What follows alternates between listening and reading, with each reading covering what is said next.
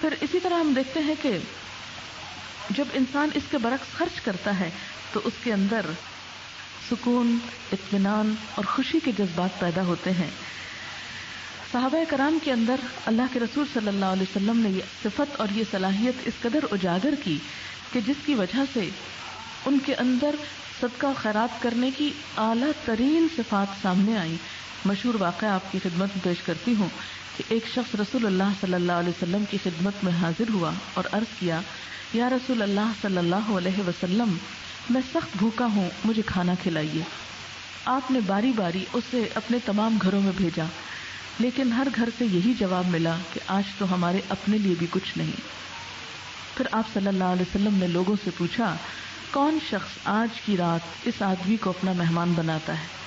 حضرت ابو طلحہ رضی اللہ تعالی عنہ اٹھے اور عرض کیا، یا رسول اللہ صلی اللہ علیہ وسلم، میں ان کو اپنا مہمان بناتا ہوں. چنانچہ وہ انہیں اپنے گھر لے گئے. جا کر بیوی کو بتایا کہ یہ رسول اللہ صلی اللہ علیہ وسلم کے مہمان ہیں، لہذا ہمیں خود کھانے کو ملے یا نہ ملے انہیں ضرور دینا ہے. اہلیہ نے کہا، گھر میں بچوں کے کھانے کے لیے کچھ ٹکڑے رکھے ہیں اور تو کچھ نہیں. حضرت ابو طلحہ نے فرمایا، بچوں کو کسی نہ کسی طرح بہلا کر سلا دو، اور ہم دونوں جب کھانا کھانے بیٹھے تو تم کسی بہانے چراغ بجھا دینا، میں ویسے ہی پاس بیٹھا رہوں گا اور مہمان سیر ہو کر کھانا کھا لے گا. دونوں نے ایسا ہی کیا. صبح جب حضرت ابو طلحہ بارگاہ رسالت میں حاضر ہوئے تو آپ صلی اللہ علیہ وسلم نے فرمایا کہ تم دونوں میاں بیوی کے عمل سے اللہ تعالیٰ خوش ہوئے ہیں اور ہنسے ہیں، خوش ہوئے ہیں اور ہنسے ہیں. اور یہ آیت نازل فرمائی ہے، وَيُؤْثِرُونَ عَلَىٰ أَنفُسِهِمْ وَلَوْ كَانَ بِهِمْ خَصَاصَةٌ، خود حاجت مند ہونے کے باوجود دوسروں کو اپنی ذات پر ترجیح دیتے ہیں. بسا اوقات ایسا بھی ہوتا ہے کہ رشتہ داروں میں کسی کی اچانک کوئی ضرورت آ جاتی ہے اور ادھر ہم نے کچھ مال جمع کیا ہوتا اپنا کچھ کام کرنے کے لیے.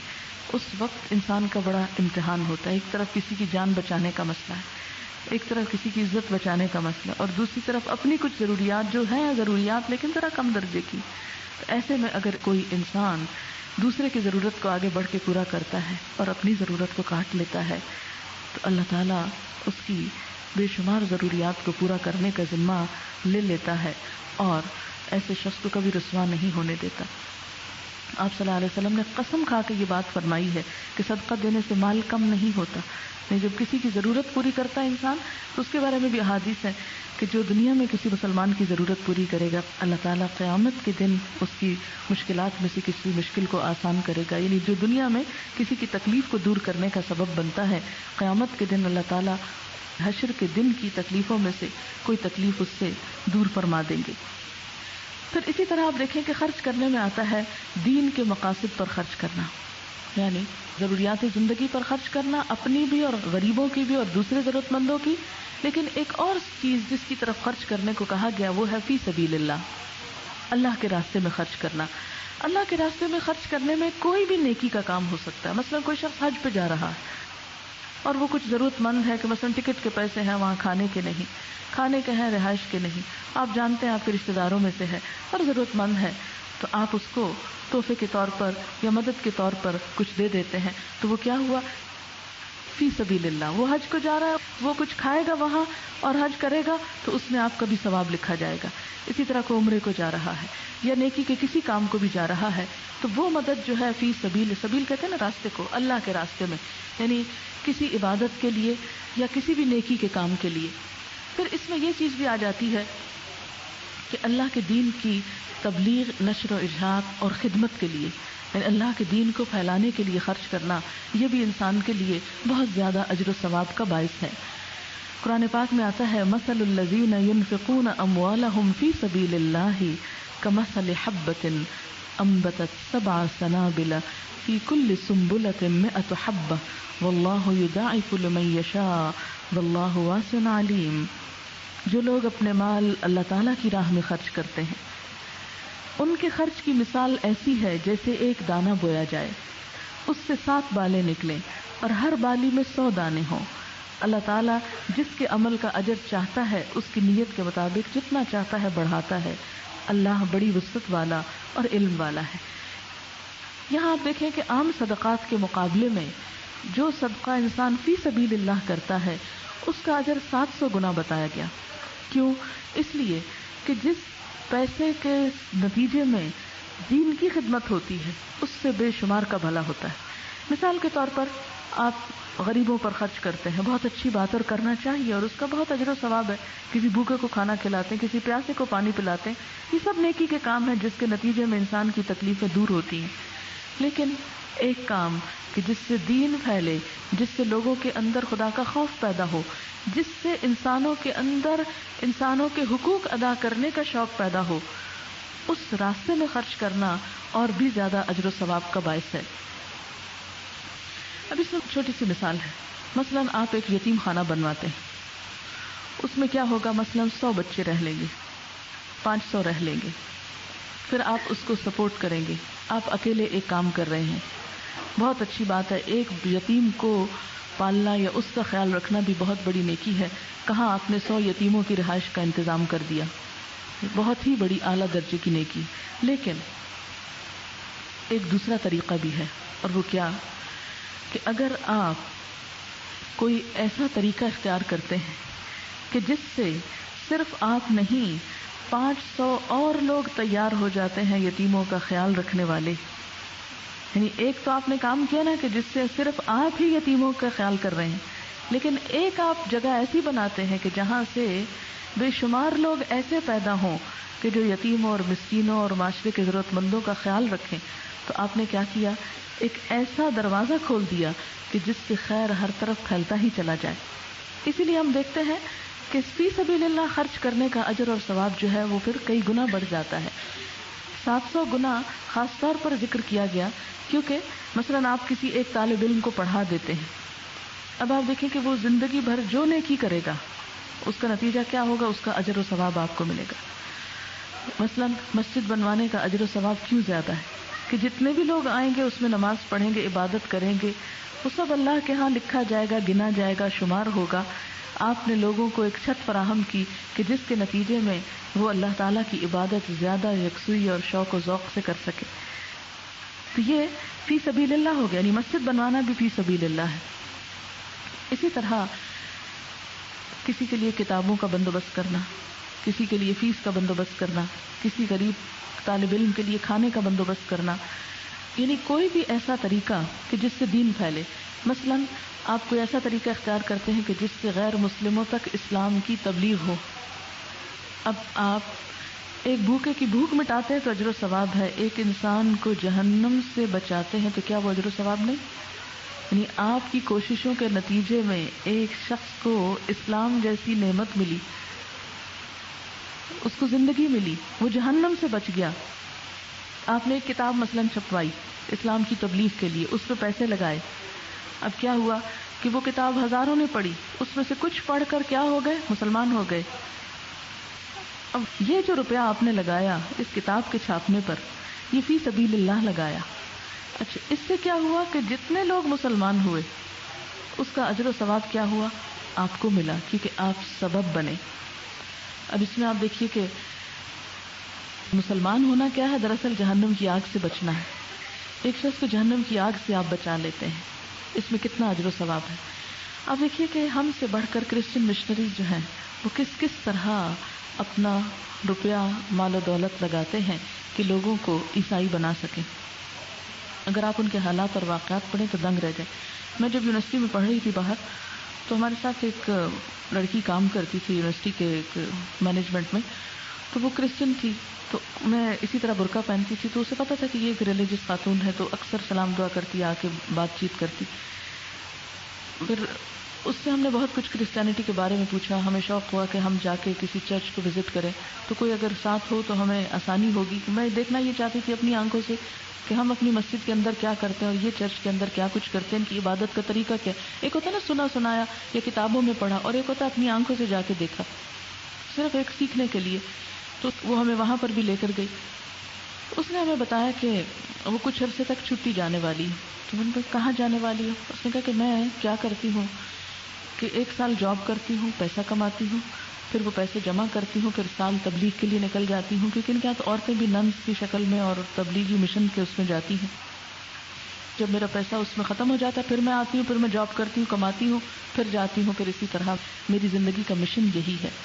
تو میں نے کہا تم نے شادی نہیں کرنی ہے کچھ، تو ان کے یہاں شادی نہ کرنا زیادہ ثواب کا باعث ہے، لہٰذا ہمارے ہاں یہ بات نہیں ہے، ہمارے ہاں شادی کرنا سنت کو اور ایمان کو مکمل کرنا ہے، اور یعنی نکاح جو ہے نبی صلی اللہ علیہ وسلم کی سنت ہے، اور جو اس سے منہ موڑے آپ نے فرمایا اس کا مجھ سے تعلق نہیں، لیکن ان کی ڈیڈیکیشن کی بات میں کر رہی ہوں کہ کس طرح۔ تو مجھے یہ یاد آیا کہ حضرت عبداللہ بن مبارک تھے، ان کا بھی طریقہ یہی تھا کہ انہوں نے اپنے سال کو 3 حصوں میں بانٹا ہوا تھا۔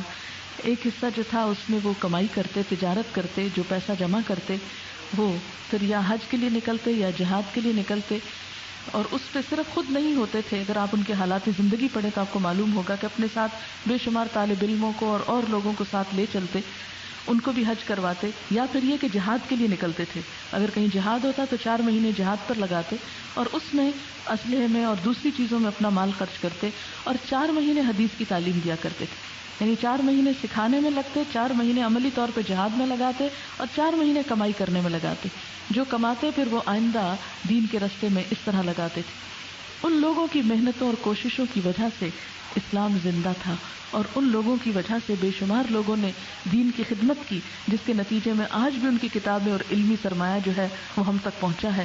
اور آپ جانتے ہیں کہ بے شمار کتابیں جب بغداد میں ہلاکو خان آیا تھا تو کس طرح دجلہ میں فرات میں پھینکی گئی، کہ جس کے نتیجے میں کئی عرصہ پانی دریاؤں کا جو تھا وہ کالا رہا قلم کی سیاہی کی وجہ سے۔ تو اتنے بے شمار علماء ہوتے تھے کہ جگہ جگہ علم کی مجلسیں ہوتی تھی، ایک ایک شخص کے حالات پڑھتے ہیں ہم تو پتہ چلتا ہے کہ اس نے سینکڑوں لوگوں سے علم حاصل کیا۔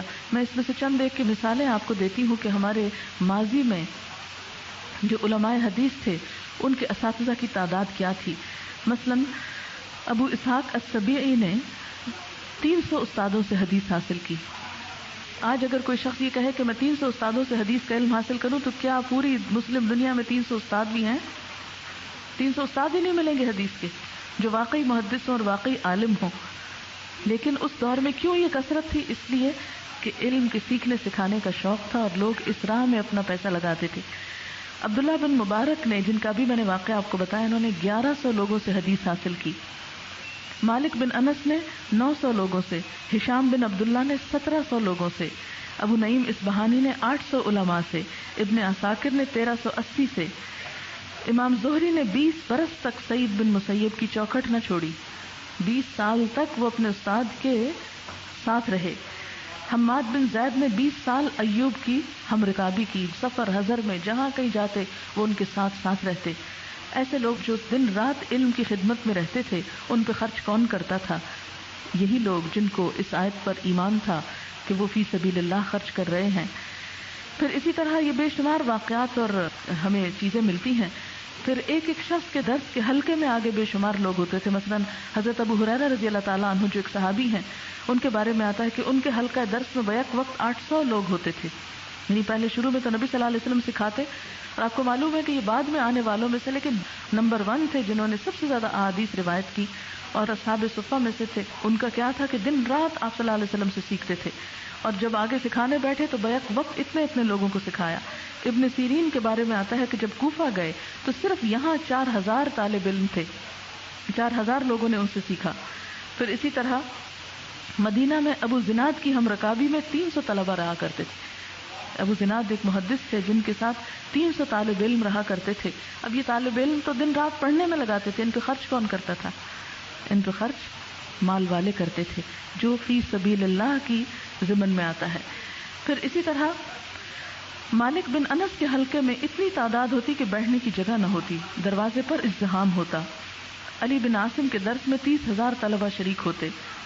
پھر اسی طرح سلمان بن حرب کے شاگردوں کی تعداد 40,000 بتائی جاتی ہے۔ خود امام بخاری کے بارے میں آپ نے پڑھا ہوگا، اگر امام بخاری کے حالات آپ نے پڑھے ہیں، کہ جب امام بخاری نے اپنی کتاب مکمل کر لی اور پھر وہ سناتے تھے، جب دوسروں کو اسے پڑھاتے تھے تو 90,000 لوگوں نے براہ راست ان سے بخاری کا درس لیا۔ یہ سب اتنا زیادہ ایک علم کا ولولہ اور شوق اور جذبہ اور محبت کس لیے تھی کہ معاشرے کے اندر تقسیم ایسی تھی کہ کچھ لوگ اگر دنیا کمانے میں لگے ہوئے تھے تو کچھ لوگ علم کمانے میں لگے ہوئے تھے، اور وہ ایک دوسرے کے ساتھ اپنا علم اور مال شیئر کرتے تھے. خود صحابہ کرام میں آپ دیکھیں کہ کیا طریقہ کار تھا. آپ نے وہ واقعہ پڑھا ہوگا کہ جب مدینہ میں انصار نے مہاجرین کو اپنا سب کچھ پیش کیا تو جہاں اپنی زمینیں اور اپنے کاروبار اور اپنے مال میں شریک کیا اور اپنے گھر بار میں، وہاں علم میں بھی شریک کیا. حضرت عمر رضی اللہ تعالیٰ عنہ کے بارے میں ملتا ہے کہ وہ اور ان کے انصاری بھائی نے دن مقرر کر رکھے تھے. ایک دن حضرت عمر حضور کی خدمت میں حاضر ہوتے اور ایک دن ان کے انصاری بھائی. شام کو دونوں جمع ہوتے، جو سیکھ کر آتے دوسرے کو وہ سکھاتے، یعنی علم دیتے، اور جس نے دن بھر کام کیا ہوتا تھا وہ اپنے کام کے بعد کھانے پینے میں ان کو شریک کرتے. اگلے دن وہ باری بدل جاتی، وہ کھیتوں میں کام کرتے اور وہ علم حاصل کرتے. اور اس طرح کی قربانیاں کر کے ابتدائی دور میں مسلمانوں نے علم حاصل کیا. لیکن آج جہالت کیوں ہے، افلاس کیوں ہے، اور یہ مسلمانوں کے اندر خرابیاں کیوں ہیں؟ اس کی بنیادی وجہ یہ ہے کہ ہمارے اندر ایک تو کوئی پلاننگ نہیں، کوئی تقسیم کار نہیں، بس ہیپ ہیزڈلی جس کا جدھر دل چاہا، جو دل کیا وہ کیا. ہمیں اس بات کی ضرورت بھی محسوس نہیں ہوتی کہ ہم اٹھ کر دیکھیں کہ کہاں کیا کرنے والا ہے، کس چیز کی ضرورت ہے. ہم سب سوچتے ہیں تو سوچ کا دائرہ کار زیادہ سے زیادہ اپنی ذات سے آگے نکل کر کوئی تھوڑا بہت آس پاس کے لوگوں کے بارے میں، اور اس سے باہر ہم نہیں سوچتے کہ امت مسلمہ میں کیا ہو رہا ہے. لیکن ہمیں جس چیز کی طرف توجہ دلائی گئی وہ یہ کہ انسان جو کچھ بھی کرے، نمبر 1 اللہ کے لیے کرے، اور نمبر 2 یہ کہ اس سے دین کا بھی فائدہ ہو. یعنی خوشحالی حقیقی معنوں میں معاشرے کے اندر اس وقت آتی ہے جب سب لوگ، لینے والے اور دینے والے دونوں، سب کچھ اللہ کے لیے کرنے والے ہوں. کیونکہ اگر لوگوں کے اندر اللہ کا خوف اور تقوی نہیں ہے تو خواہ آپ کتنی بھی دولت بانٹ دیں، ان کی بھوک کبھی ختم نہیں ہوگی، ان کی لالچ کبھی ختم نہیں ہوگی. صحابہ کرام میں سے جیسے میں نے انصار کا واقعہ آپ کے سامنے رکھا کہ جب انصار نے مہاجرین کو اپنے گھر اور سب کچھ پیش کیا تو شاید حضرت عبد الرحمن بن عوف کے بارے میں آتا ہے کہ ان کے جو انصاری بھائی تھے، سعد بن ربیع تھے شاید ان کا نام، انہوں نے کہا کہ میری 2 بیویاں ہیں، اگر تم چاہو تو میں ایک کو طلاق دیتا ہوں اور تم اس سے شادی کر لو، اور اسی طرح تم میرے کام کاروبار میں بھی شریک ہو جاؤ. تو انہوں نے کہا کہ جزاک اللہ خیرن دلنی علی السوق، اللہ تمہیں اس سارے احسان کا بدلہ دے، مجھے بازار کا رستہ دکھاؤ اور میں جا کے کچھ کام کرتا ہوں، میں تجارت جانتا ہوں اور اللہ تعالیٰ مجھے اس میں برکت دے گا. یعنی لینے والوں کے اندر بھی وہ لالچ نہیں تھا، کیونکہ لالچ سے لی ہوئی چیز جو ہے اس میں بھی کوئی برکت نہیں ہوتی. تو یہ سب کچھ کیسے آئے گا؟ جب دین کی صحیح سمجھ بوجھ آئے گی، دین کی محبت لوگوں کے اندر آئے گی، اویئرنیس ہوگی، چھوٹی چھوٹی چیزوں کے لیے جینے کی بجائے اللہ کی خاطر جینے کا ڈھنگ لوگوں کے اندر پیدا ہوگا، تو ہر چیز بیلنس ہو جائے گی، اپنی جگہ پر آ جائے گی. اللہ تعالیٰ کے راستے میں فی سبیل اللہ جو مال خرچ کیا جاتا ہے اسے اللہ تعالیٰ اپنے اوپر قرض سمجھتے ہیں. ان تقرضوا اللہ قرضا حسنا یضاعفہ لکم ویغفر لکم واللہ شکور حلیم. اگر تم لوگ اللہ تعالیٰ کو قرض حسنہ دو گے تو وہ تمہیں کئی گنا بڑھا کر دے گا. اب دیکھیں نا کہ ایک تو آپ خرچ کرتے ہیں اپنی ضرورت کے لیے تو اللہ پہ قرض نہیں، یا اسی طرح آپ کسی انسان کو دیتے ہیں، لیکن کس مال کو اللہ تعالیٰ قرض سمجھتے ہیں؟ جو فی سبیل اللہ خرچ کیا جائے، اللہ کی خوشی کے لیے، اللہ کے دین کے لیے، جہاد کے لیے، تعلیم کے لیے، تبلیغ کے لیے، اسلام کی نشر و اشاعت اور اسلام کو پھیلانے کے لیے.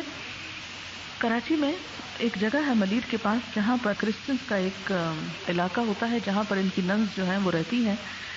ہماری ایک اسٹوڈنٹ وہاں پر گئی تھی تو وہ بتاتی ہیں کہ انہوں نے اپنی آنکھوں سے دیکھا کچھ لڑکیاں ایسی ہیں یا عورتیں ایسی ہیں کہ جو اپنی زندگی وقف کیے ہوئے ہیں، یعنی اور تو کچھ دینا کیا، اپنی زندگی وقف کیے ہوئے ہیں، اور کچھ انہوں نے اسکل سیکھے ہوئے ہیں، یعنی کچھ ہنر سیکھے ہوئے ہیں. اس میں مثلاً بیکنگ ہے، پرنٹنگ ہے اور دوسرے کام ہیں. تو یہ سارے کام وہ کر کے کبھی وہ روشنی میں نہیں آئی، کبھی وہ باہر نہیں آئی، کبھی انہوں نے مارکیٹ نہیں دیکھی، کبھی انہوں نے بازار نہیں دیکھا، کبھی اپنے رشتہ دار نہیں دیکھے، کچھ نہیں دیکھا. وہ کیا کرتی ہیں کہ اپنے ہاتھوں کی اس کمائی سے مال کما کر وہ اپنے مشن کو دیتی ہیں کہ جس سے کرسچینٹی آگے پھیلے.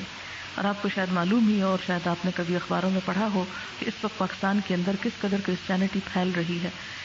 پچھلے سال کا لکھا ہوا ایک پڑھا تھا میں نے اخبار کے اندر کہ شاید 7,000 لوگ جو ہیں انہوں نے کرسچن کنورٹ کیے ہیں، کیونکہ اسلام کے بارے میں تو بعض علاقوں میں اتنی جہالت ہے کہ لوگوں کو کلمہ تک نہیں پتہ.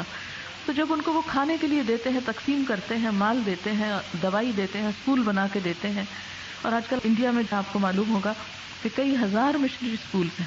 کل پرسوں میں اخبار میں پڑھ رہی تھی کہ چونکہ وہاں پر کچھ پریسٹ کو مارا گیا ہے، پادریوں کو مارا گیا ہے، تو اس کے لیے ہڑتال کے طور پر انہوں نے پتہ نہیں 5,000 یا کتنے مشنری اسکول بند کر دیے. اب میں سوچ رہی تھی کہ کسی بھی دوسرے ملک میں جا کر اپنا پیسہ لگا کر اسکولز بنانا اور اس میں لوگوں کو اپنے دین کی محبت ڈالنا اور ان لوگوں کو اپنی طرف کنورٹ کرنا، یہ سب کچھ کام تو مسلمانوں کا تھا، لیکن یہ دوسرے لوگ کر رہے ہیں. کیا قیامت کے دن یہ حجت قائم نہیں ہوگی؟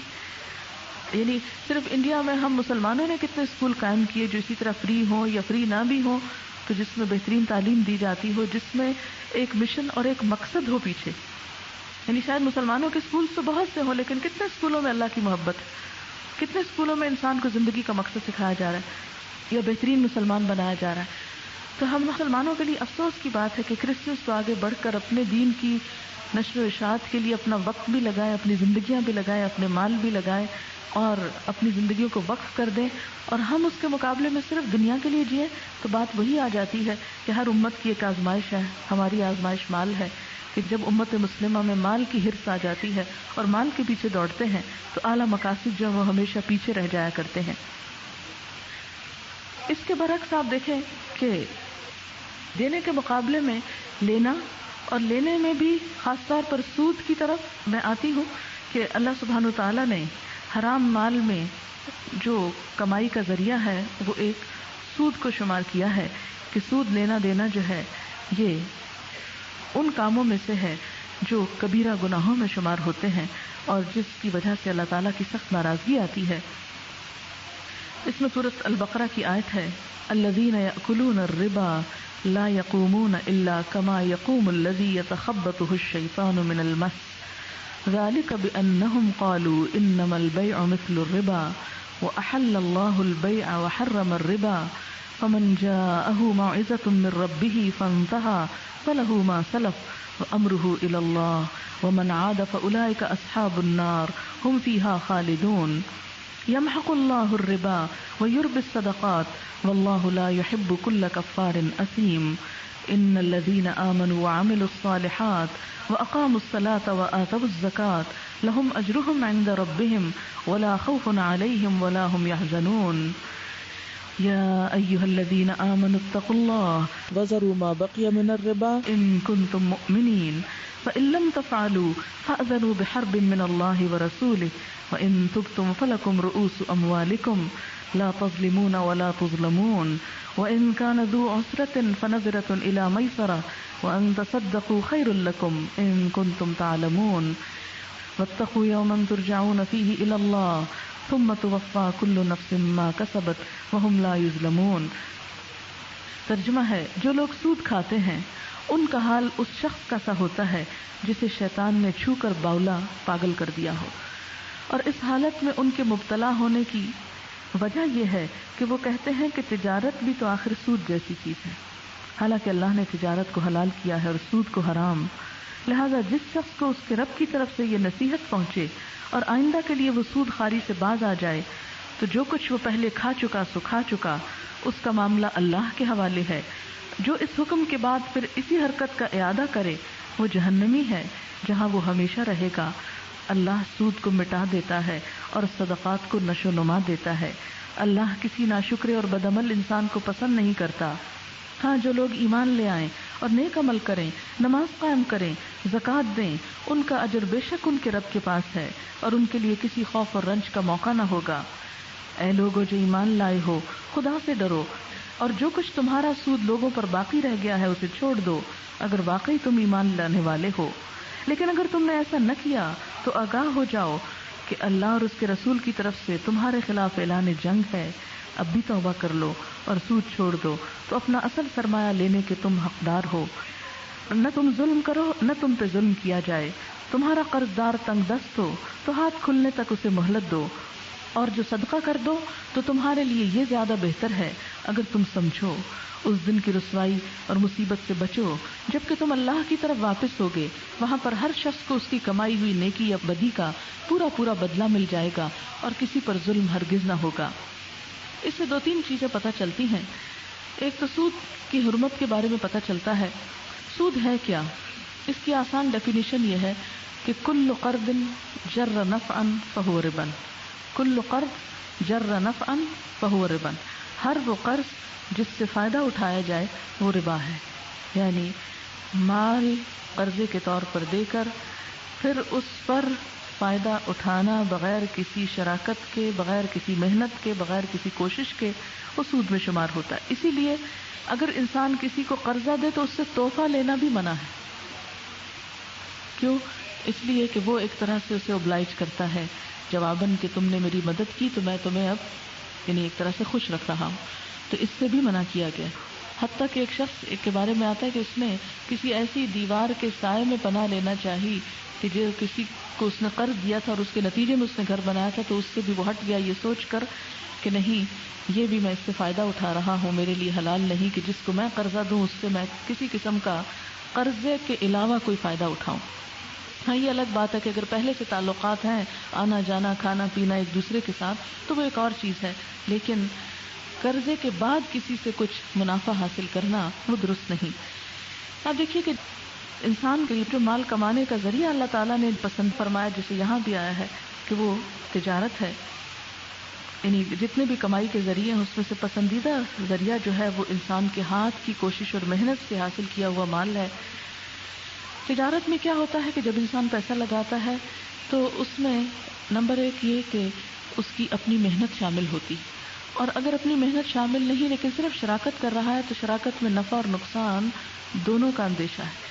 لیکن جب انسان کہیں بھی ایسا مال لگاتا ہے کہ جس سے صرف اس کو یقینی منافع حاصل ہونا ہے اور وہ اس دوسرے کے نقصان میں شریک نہیں، تو یہی چیز پھر سود شمار ہو جاتی ہے.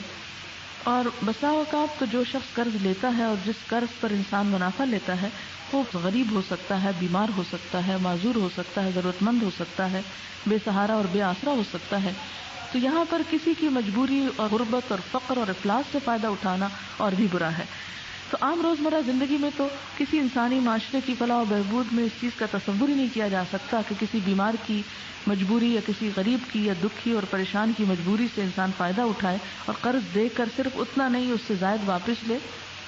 لیکن آج کل جو ہمارے ہاں بینک کا طریقہ کار ہے تو بہت سے لوگ یہ کہتے ہیں کہ ہم بینک کو دیتے ہیں تو جو چیز بینک کو دے دیتے ہیں وہ اس سے کمائی کرتے ہیں، اس سے آگے بزنس میں لگاتے ہیں، تو اس کے نتیجے میں جو کچھ ہمیں ملتا ہے وہ بھی تو ایک طرح سے تجارت ہی ہے.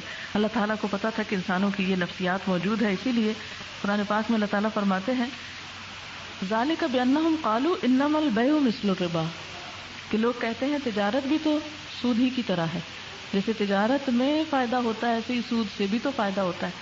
تو تجارت میں یا تو انسان کو وقت لگانا پڑتا ہے یا پھر رسک لینا پڑتا ہے. تو جس میں نہ وقت لگا رہا ہے اور نہ ہی رسک لے رہا ہے، صرف مال لگا کر مال پر مال لے رہا ہے، تو محض روپے پر روپیہ لینا ہی پھر سود میں آ جاتا ہے.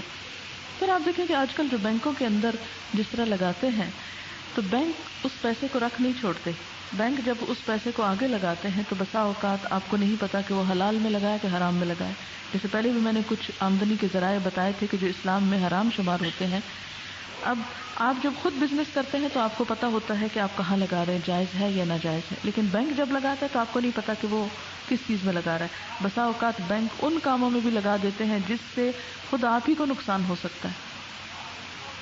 پھر اسی طرح آپ دیکھیں کہ جب انسان بینک میں پیسے رکھواتے ہیں تو اس سے ایک اور نفسیات جنم لیتی ہے کہ مثلاً چھوٹے چھوٹے پیسہ رکھنے والے لوگ جب کام نہیں کرتے، محنت نہیں کرتے، تجارت نہیں کرتے اور پیسہ صرف رکھ دیتے ہیں کہیں جا کر، تو اس کے نقصان کیا کیا ہوتے ہیں. مثلاً ایک یہ کہ لوگوں کے اندر بیکاری کی عادت بڑھتی ہے. یعنی جو شخص کام نہیں کرتا اس نے پیسہ بینک میں رکھا ہوا ہے اور اس کی آمدنی کھا رہا ہے. ایسا فارغ شخص، مثلا کئی لوگ ریٹائرمنٹ کے بعد یہی کچھ کرتے ہیں تو آپ دیکھیں کہ ان کے گھروں کے حالات اس قدر بعض اوقات دگرگوں ہو جاتے ہیں کہ مرد کو اللہ نے کام کے لیے بنایا کہ جاؤ گھر سے باہر کام کرو. جو مرد کام ہی نہیں کرتا اور گھر بیٹھا رہتا ہے تو آپ دیکھیں کہ اس گھر کا سکون کبھی ہو سکتا ہی نہیں. وہ سارا وقت بیوی کی کسی نہ کسی بات پہ نکتہ چینی کرے گا, کسی نہ کسی چیز پر اعتراض کرے گا, ہر وقت اس کے سر پہ مسلط رہے گا. لہٰذا وہ بیکاری گھر کے لیے ایک آفت ہو جاتی. پھر اسی طرح یہ ہے کہ نہ صرف یہ کہ گھر والوں کے لیے ایک آفت اور مصیبت ہو جاتی ہے بلکہ معاشرے کے لیے بھی, کیونکہ بیکار ذہن جو ہے وہ شیطان کی آماجگاہ. پیسے رکھے ہوئے وہ آمدنی آ رہی ہے اور آپ بیکار بیٹھے ہیں, کبھی ٹیلی ویژن کے آگے بیٹھے ہیں, کبھی آپ کسی اور کے, کبھی ادھر کی جوڑ توڑ کرنے, کبھی کسی کو ستانے, کبھی کسی کو ستانے. تو جب ایک انسان محنت کرتا ہے, تجارت کرتا ہے, خواہ ریڑھی لگاتا ہے, ٹھیلا لگاتا ہے, چھوٹا سا کام کرتا ہے, لیکن وہ مصروف رہتا ہے, تو یہ مصروفیت انسان کے فائدے میں ہے. پھر اس کے بعد آپ دیکھیں کہ اگلا نقصان کیا ہوتا ہے کہ جب انسان کہیں پیسہ لگاتا ہے تو آپ دیکھیں کہ چھوٹا چھوٹا پیسہ سارا آ گیا بینک کے پاس. لوگ تو خالی ہو گئے نا اپنے پاس سے, ان کو تو بس صرف ضرورت کا مل رہا ہے. اصل منی جو ہے مثلا ₹1,00,000 آپ بینک کو دیں تو ہو سکتا ہے مہینے کا ₹1,000 آپ کو ملے. اب یہ لاکھ بینک کے پاس آ گئے. اب کیا ہوا, ادھر سے بھی لاکھ آ گئے, ادھر سے بھی, ادھر سے بھی, ادھر سے بھی, ادھر سے بھی. معاشرے کے اندر سے پیسہ ہو گیا خالی, اور سارا پیسہ آ گیا کس کے پاس؟ بینک کے پاس یا اس ادارے کے پاس جو پیسہ جمع کرے. اب ضروری نہیں, آپ مجبور نہیں کر سکتے بینک کو کہ وہ دوبارہ آپ کے ملک میں انویسٹمنٹ کرے. وہ کہاں کرے گا؟ جہاں اس کا دل چاہے گا. پیسہ آپ کے ملک کا تھا اور انویسٹمنٹ کہاں ہو رہی ہے؟ کہیں دوسرے ملک میں جا کے ہو رہی ہے. اب کیا ہوا کہ آپ کے ملک میں چھوٹا کاروبار بھی ختم, کیونکہ آپ محنت کوئی نہیں کر رہے. بیکار لوگوں کے ہجوم اکٹھے ہو رہے ہیں. پیسہ جو جمع ہو رہا ہے وہ وہاں لگ رہا ہے جہاں جس کا دل ہے, کیونکہ جس ملک میں انویسٹمنٹ ہوگی وہاں روزگار بھی ہوگا, وہاں انڈسٹری لگے گی, وہاں ضرورت کی چیزیں بھی آسان ہوگی, سستی ہوگی. پھر اسی طرح یہ ہے کہ اب آپ دیکھیں کہ نقصان کیا ہوا. مثلا یہ سمجھے کہ یہ 4 دیواری جو ہے ایک ملک ہے, یہ جس کمرے میں آپ بیٹھے ہوئے, آپ سب لے آتے ہیں پیسہ میرے پاس. آپ کے گھر میں کچھ نہیں, آپ کے ہاتھ میں کچھ نہیں, وہ سب میرے پاس.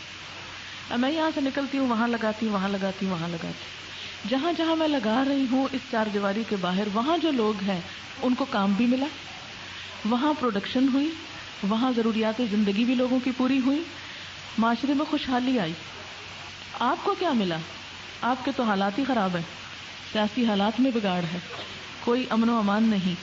یہاں نہ انویسٹمنٹ ہوئی, نہ یہاں انڈسٹری لگی, نہ لوگوں کو روزگار ملا, نہ کوئی چیز آپ نے بنائی یا آپ کے ملک میں بنی کہ جس سے لوگوں کو کچھ وہ چیزیں ضروریات زندگی سستی ہو.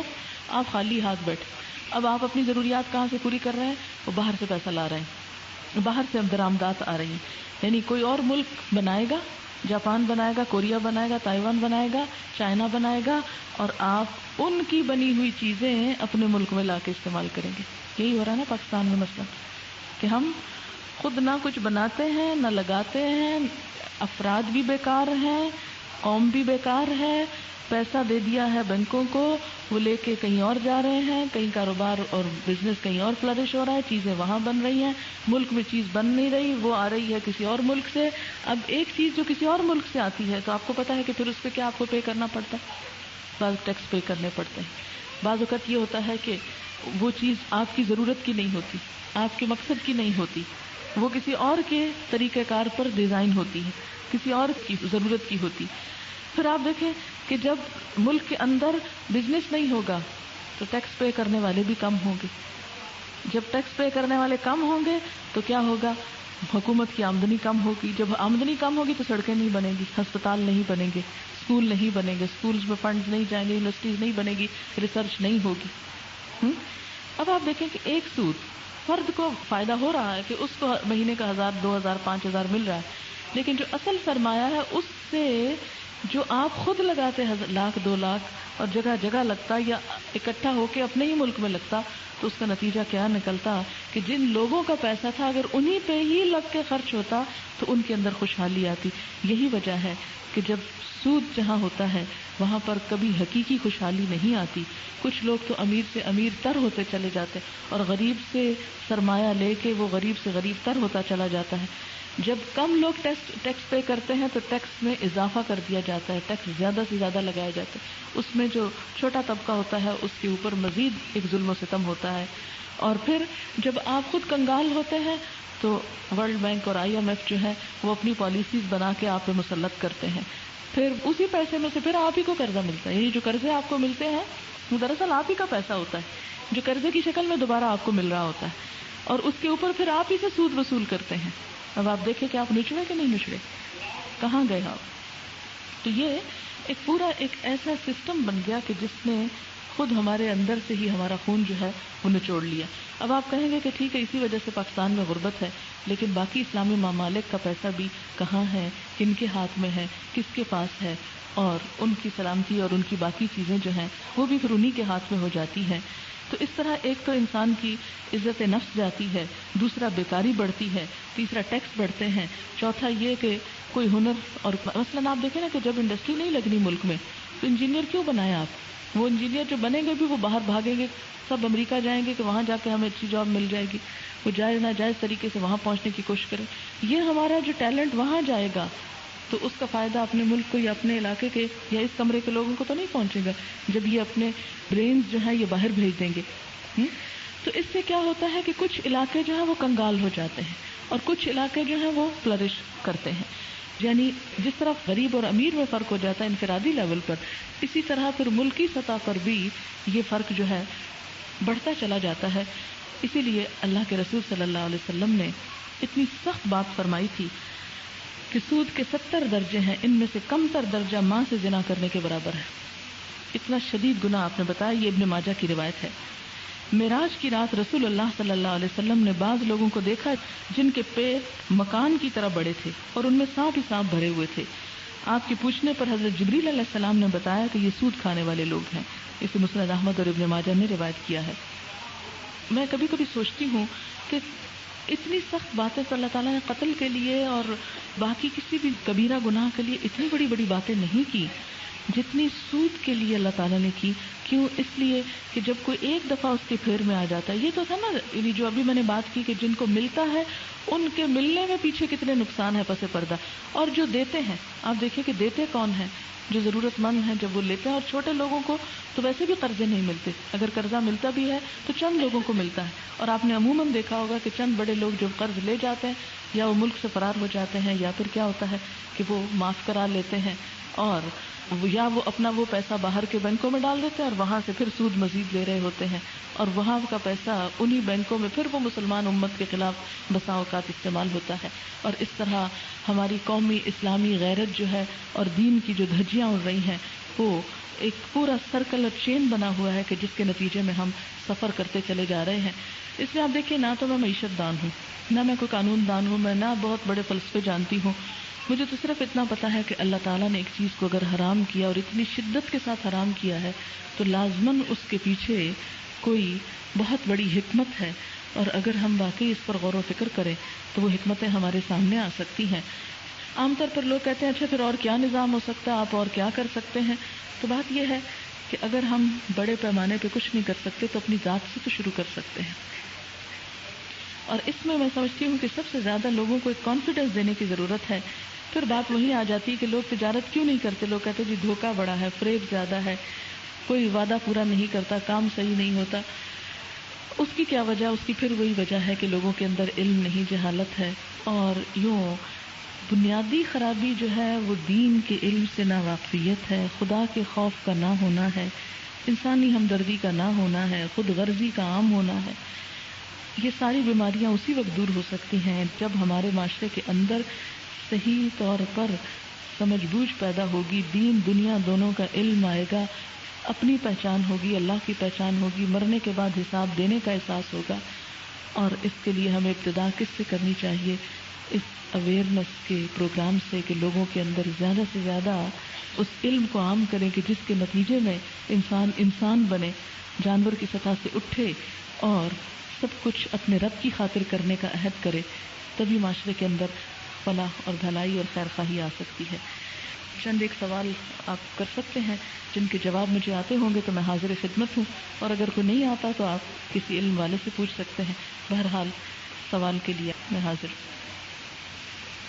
یہ کہتے ہیں کہ جیسے بعض اوقات ہم کچھ چیزیں خریدتے ہیں اور اس کے ساتھ انعامی اسکیمیں ہوتی ہیں اور پھر وہ کوپن خریدتے ہیں اور پھر وہ انعام نکل آتا ہے, تو وہ پیسہ کیسا ہے؟ بات یہ ہے کہ انعام ہے کس چیز کا؟ یہ انعام ملتا ہے کسی کارکردگی پر. میں پہلے تو لفظ انعام کی بات کرتی ہوں نا کہ انعامی سکیمیں جن کو کہتے ہیں. انعام کسی کو کب ملتا ہے؟ جب کوئی محنت کرتا ہے، کوشش کرتا ہے اور اس کو صلے کے طور، مثلاً بچے کو اسکول میں انعام ملا. کیوں ملا؟ تو مثلاً یہ کہ وہ کلاس میں فرسٹ آیا ہے تو اس کو انعام ملنا چاہیے. آپ جا کے اپنی ضرورت کا سودا خرید رہے ہیں، بریڈ خرید رہے ہیں، انڈے خرید رہے ہیں، اس پر آپ کو کس لیے انعام ملے؟ پہلے تو یہ کہ یہ لفظ ہی دھوکے کا ہے، فریب ہے اس لفظ میں، یعنی بے وقوف بنایا جا رہا ہے نا کہ انعام دے رہے ہیں آپ کو. کاہے کا انعام؟ کس کمال کے نتیجے؟ دوسری بات یہ کہ ابھی میں نے ذکر کیا تھا کہ کوئی بھی آمدنی جو بائی چانس ہو، بغیر کسی محنت کے، بغیر کسی کوشش کے، وہ درست نہیں ہے اسلام میں. یعنی یا تو کسی کو اپنے دل کی خوشی سے آپ کو کچھ تحفہ دینا چاہیے، اور وہ بھی کسی موقع کی مناسبت سے نا. اب یہ تو نہیں کہ راہ چلتا ہوا کوئی شخص ہو تو آپ اسے کہیں یہ تحفہ لیجیے، یہ تو تحفہ ہے. یعنی تحفہ بھی آخر کسی مناسبت سے ہوتا ہے، کسی خوشی کے موقع پر، کسی شادی، کسی بیاہ، کسی، یعنی کئی وجوہات ہو سکتی ہیں تحفے کی. تو ان میں سے یہ تحفے کا کون سا موقع ہے؟ پھر دوسری بات یہ ہے کہ ایسی یکایک ملنے والی آمدنی بسا اوقات لوگوں کو سرکش بنا دیتی. جو آمدنی آپ محنت سے، کوشش سے، ڈیزرو کرتے ہوئے حاصل کرتے ہیں، اس کا اثر معاشرے پر کچھ اور ہوتا ہے. اور وہ آمدنی جو راتوں رات آپ کو لکھپتی بنا دیتی ہے، اس کے نتیجے میں خرابیاں کچھ اور طرح کی آتی. اس لیے اتفاقی طور پر ملنے والی ایسی آمدنی جو ہے وہ منع ہے. یہ ایک طرح سے جوا بھی بنتا ہے. بالکل وہ کر رہا ہے، اور وہ بھی ایسی جگہوں پر کر رہا ہے جہاں پھر آپ ہی کے مفادات کو بعض اوقات نقصان ہو سکتا ہے. تو اس کے لیے بات یہ ہے کہ یہ جو موقع ہے آج کا، یہ ایک اویئرنیس کریٹ کرنے کا ہے. مسلمان آخر کیوں نہیں سوچتے کہ دیکھیں کہ جب تک بینکوں کا سسٹم نہیں تھا تب بھی معاشرے کے اندر آخر پیسہ ہوتا تھا لوگوں کے پاس، اور لوگ اسے استعمال کرتے تھے. اس کا طریقہ یہ ہوتا تھا کہ اگر کوئی بھی مثلاً انڈسٹری لگانی ہے، 5 لوگ 10 لوگ مل جائیں اور اسے استعمال کریں اور اس میں منافع میں شریک ہو، اور اس سے پھر مزید اس کو آگے بڑھائیں تاکہ معاشرے کے اندر خوشحالی پھیلے، نہ کہ صرف چند اداروں کو مضبوط کر دیا جائے اور باقیوں کو جو ہے وہ کنگال کر دیا جائے. اسی کے ساتھ اجازت چاہوں گی. اوکے. سبحانک اللہم و بحمدک، نشہد ان لا الہ الا انت، نستغفرک و نتوب الیک. السلام علیکم و رحمۃ اللہ وبرکاتہ.